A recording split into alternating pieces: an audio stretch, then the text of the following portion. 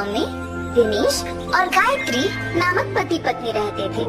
उनके मालिनी और चंदू नामक 2 बच्चे भी थे। दिनेश एक छोटा नौकरी करता था और उसी से आए हुए पैसों से अपना घर चलाता था। ऐसे उनका परिवार खुश रहता था। एक दिन दिनेश हमेशा की तरह कार्यालय में अपना काम कर रहा था जब उसे अपने सहयोगी के वजह से नौकरी से निकाला गया था। उसे नौकरी से निकाल देने पर वो रोज आने के समय से पहले ही घर पहुंच जाता है, किसी से बात नहीं करता है और उसके कमरे में बैठ जाता है। उसे ऐसे देख उसकी पत्नी उसके पास जाके पूछती है, क्या हुआ जी, आप ऐसे क्यों हैं? कुछ नहीं। तो ऐसे दुखी क्यों बैठे हैं? दिनेश बिना कुछ बोले शांत रह जाता है। अगर मैं बार बार पूछूंगी तो शायद उन्हें और दुख पहुंचेगा। धीरे से बाद में पूछूंगी। ऐसे सोचकर वहाँ से चली जाती है। ऐसे कुछ दिन वो नौकरी पे नहीं जाता है और दुखी होकर अपने कमरे में ही बैठे रहता है। कम से कम अब तो बोले कि आप नौकरी को ना जाके ऐसे घर पे ही क्यों बैठे हैं? हाँ, इतने दिन नौकरी के वजह से ही अपने परिवार की देखभाल कर पाया हूँ, मगर अब वो नौकरी ही नहीं है। मुझे समझ में नहीं आ रहा कि मैं क्या करूँ। ऐसे बहुत दिन तक अपने पति को किसी से बात किए बिना दुखी रहते देख नहीं पाती है। किसी के नीचे काम करने की वजह से ही इन्हें निकाल पाए है ना। खुद से व्यापार करने का कोई तरकीब निकालना होगा, ऐसे सोचती रहती है। हाँ, ये तो एक अच्छा तरकीब है, ऐसे ही करना भला है। ऐसे एक योजना सोच के अपने पति को बताने जाती है। सुनिए, अब आपको ऐसे दुखी रहने की कोई जरूरत नहीं है। सब कहते हैं ना कि मैं रसगुल्ला बहुत अच्छा बनाती हूँ, तो इसीलिए मैं आज से रसगुल्ला बना के आपको दूंगी और आप जाके इसे बेचिए। आपको अब से नौकरी के बारे में सोचने की कोई जरूरत नहीं है। अरे वाह, ये तो बहुत ही अच्छा योजना है। पति पत्नी दोनों उनकी योजना के अनुसार करते हैं। गायत्री रसगुल्ले बनाती है और दिनेश उन्हें बेचने जाता है। व्यापार अच्छा चलने पर और बहुत पैसे आने पर दिनेश बैठ के सारे पैसों को गिनती करते रहता है। पैसे तो बहुत आ रहे हैं। अब से मुझे हर रोज जाके रसगुल्लों को बेचने की कष्ट लेने की कोई जरूरत नहीं है। हफ्ते में एक भी बार जाके बेचूं तो बस है। आए हुए पैसों से खुश रह सकते हैं। ऐसे सोचकर अगले दिन जब उसकी पत्नी रसगुल्ले तैयार करके रखती है तो वो अखबार पढ़ते रहता है। मैंने रसगुल्लों को बहुत पहले तैयार कर दिया है जी, अब तक आप नहीं गए। आज से रसगुल्ले हर रोज बना के रखने की कोई जरूरत नहीं है। मैं जिस दिन कहता हूँ उसी दिन बनाऊं तो काफी है। आज मैं रसगुल्ले बेचने के लिए नहीं जा रहा हूँ। अरे रे, तो फिर आज बनाए हुए रसगुल्ले व्यर्थ हो जाएंगे ना। आज के लिए इनको बेच दीजिए ना। मुझे पूछे बगैर तुमने रसगुल्ले क्यों बनाए?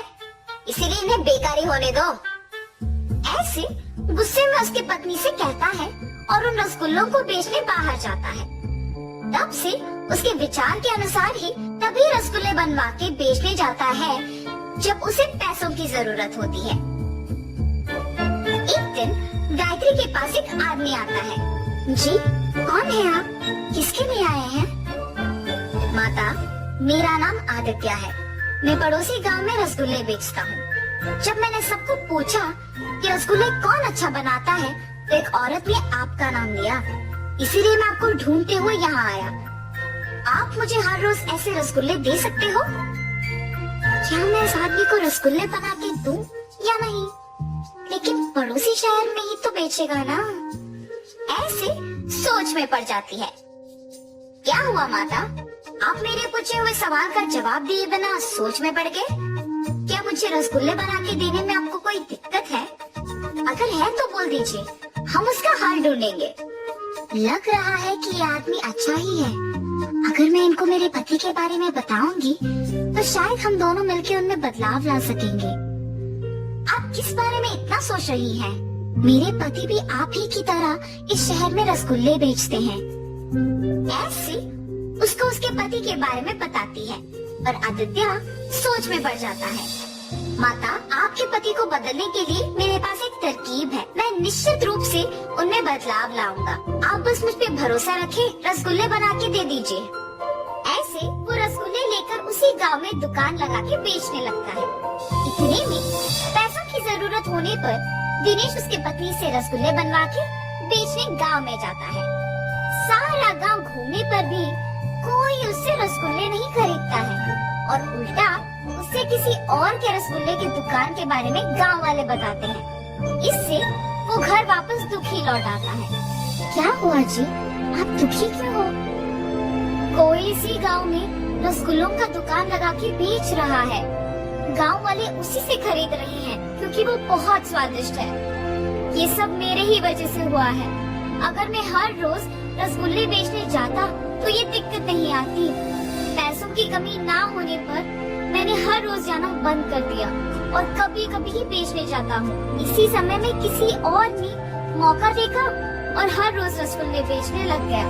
ऐसे कह के तब से हर रोज गांव में जाके रसगुल्ले बेचने लग जाता है। हमेशा की तरह सभी दिनेश के पास नहीं आए, पर भी व्यापार उसका ठीक ही चल रहा था।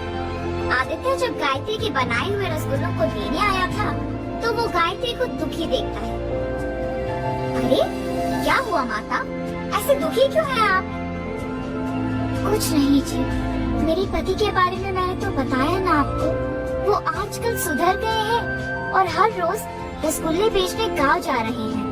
मगर किसी और ने हमारे ही गांव में रसगुल्लों का दुकान लगाया और इसकी वजह से उनका व्यापार पहले जैसे अच्छा नहीं चल रहा और वो दुखी है। माता, आपको याद है मैंने कहा था कि आपके पति में मैं बदलाव लाऊंगा? उस नए दुकान को मैंने ही लगाया। ये सब मैंने आपके पति को बदलने के लिए ही किया। अब जब वो सुधर गए, मैं वापस अपने गांव जाके हमेशा की तरह अपना दुकान चलाऊंगा। आप अब इसके बारे में मत सोचिए। ये कह के उससे रसगुल्ले लेके उस गांव में से दुकान निकाल के अपने गांव में लगाता है। तब से दिनेश के रसगुल्लों का दुकान हमेशा की तरह भीड़ से भरी रहती थी, क्योंकि सारे गांव वाले उसी के पास आने लगे। वो तो मेरी किस्मत है कि उस आदमी ने उसका दुकान निकाल दिया, वरना बहुत मुश्किल हो जाता था। अब से मैं किसी और को ऐसे मौका नहीं दूंगा और हर रोज रसगुल्ले बेचने आऊंगा। उस दिन से दिनेश ध्यान से रसगुल्ले बेच के अपने परिवार के साथ खुश रहता था। और इस कहानी का नैतिक क्या है? आलस सबका दुश्मन है। अगर हम हमारा काम गर्व की वजह से ढंग से नहीं करेंगे तो कोई और हमारा मौका छीन लेगा।